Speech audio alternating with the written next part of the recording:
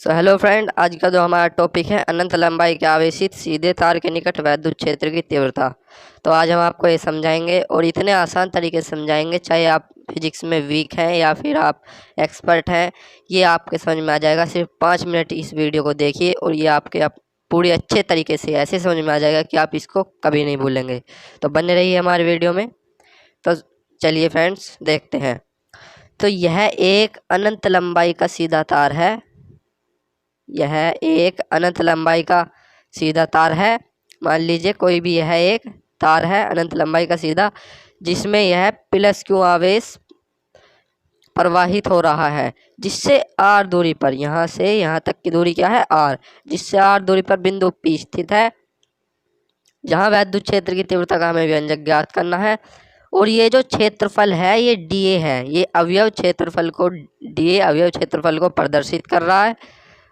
तो इसके लिए हम क्या लिखेंगे, चित्र के लिए हम लिखेंगे, माना अनंत लंबाई का एक आवेशित सीधा तार प्लस क्यू आवेश से आवेशित है।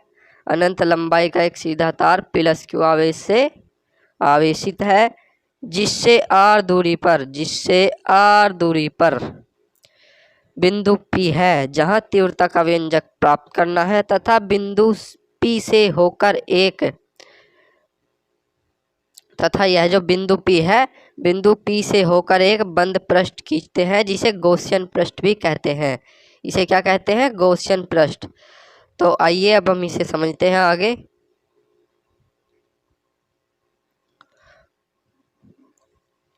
तो इसकी उत्पत्ति देखते हैं। अवयव क्षेत्रफल से गुजरने वाला वैद्युत फ्लक्स। पहले हम क्या करेंगे, अवयव यानी वो जो डीए है, छोटे क्षेत्रफल है, अवयव क्षेत्रफल से होकर गुजरने वाला वैद्युत फ्लक्स निकालेंगे।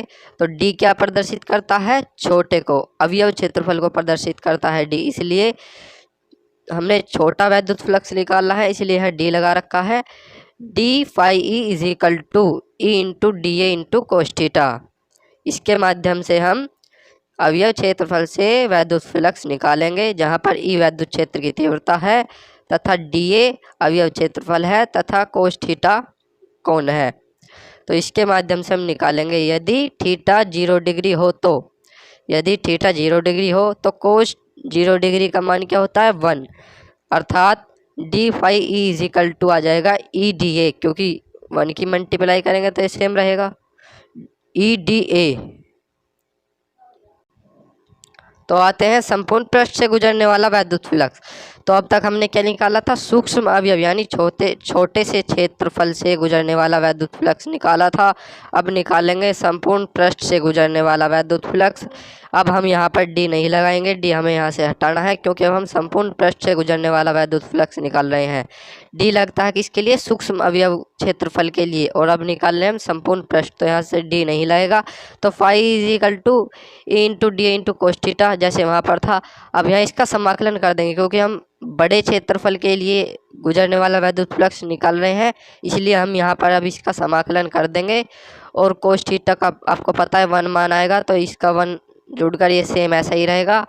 तो फाई इज इक्वल टू ई को बाहर निकाल लेंगे समाकलन में से, समाकलन में क्या रह जाएगा, ए डी। तो यहाँ तक आने के बाद अब देखिए ए डी क्या है, A D is equal to 2 pi R L, तार का क्षेत्रफल, जो हमारा अंतर लंबाई का जो सीधा तार है उसका क्षेत्रफल है ये डी ए। और क्षेत्रफल किसके बराबर होता है, 2 पाई आर एल। तो हम इसके स्थान पर ये रख देंगे। तो हम क्या करेंगे, phi E is equal to E into 2 R L. तो ये हो गई हमारी सेकंड समीकरण। ये थी हमारी फर्स्ट समीकरण अवयव क्षेत्रफल के लिए।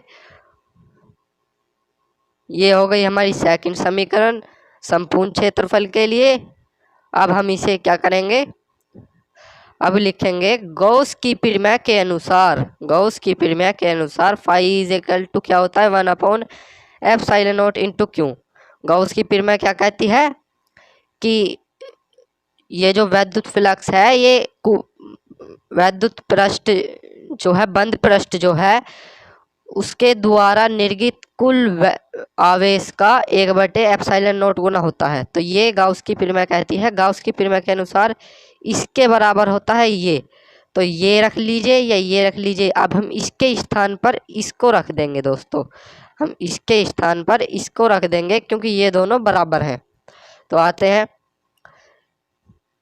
E into 2RL is equal to, यहाँ पर क्या था, ये था ना दोस्तों फाई ई। तो फाई ई के स्थान पर हमने क्या रख दिया, फाई ई के स्थान पर हम रख देंगे ये, और हमारा ई इधर चला जाएगा और 2RL से मल्टीप्लाई हो जाएगा।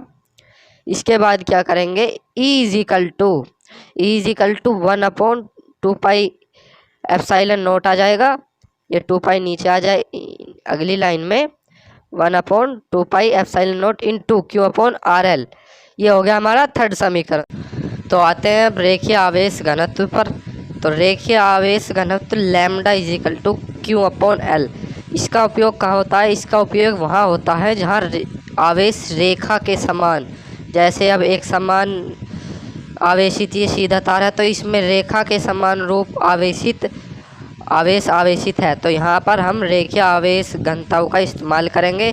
तो रेखीय आवेश घनत्व इसे लैम्डा से प्रदर्शित करते हैं। लैम्डा इज इक्वल टू क्या होता है, Q/L। तो Q इज इक्वल टू क्या हो जाएगा, लैम्डा इंटू L। तो ये क्या होगी, हमारी फोर्थ समीकरण हो गई। समीकरण फोर्थ को समीकरण थर्ड में रखने पर, समीकरण फोर्थ को समीकरण थर्ड में रखने पर देखिए क्या होता है, E is equal to 1/2 pi epsilon naught into Q। ये जो Q था हमारा, इसमें अब Q के स्थान पर क्या रख देंगे, लैम्डा इंटू L, क्योंकि Q is equal to lambda into L है। तो Q के स्थान पर हम लैम्डा इज L रख देंगे। अपोन में RL ऐसे ही आ जाएगा और L से L कैंसिल हो जाएगा। तो हमारा क्या आ जाएगा, E is equal to 1/2 pi epsilon naught into lambda upon R। तो ये हमारा आंसर आ जाएगा। तो यही था दोस्तों अनंत लंबाई के आवेश सीधे तार के निकट विद्युत क्षेत्र की तीव्रता। उम्मीद करते हैं कि आपकी समझ में आ गया होगा। अगर आपकी एक बार से समझ में नहीं आया तो इसे एक बार वीडियो को और देख लीजिए, या आपके अच्छे समझ में आ जाएगा। धन्यवाद। अगर वीडियो से आपकी थोड़ी सी मदद हुई हो तो वीडियो को लाइक कर दें और चैनल को सब्सक्राइब कर दें।